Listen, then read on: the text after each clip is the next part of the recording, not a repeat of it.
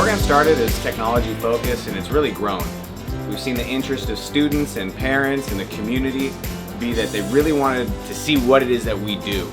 So over the last couple days, we've taken students to the electric courtyard training facility. They've gotten to see linemen climb up poles and service equipment that they do on a regular basis.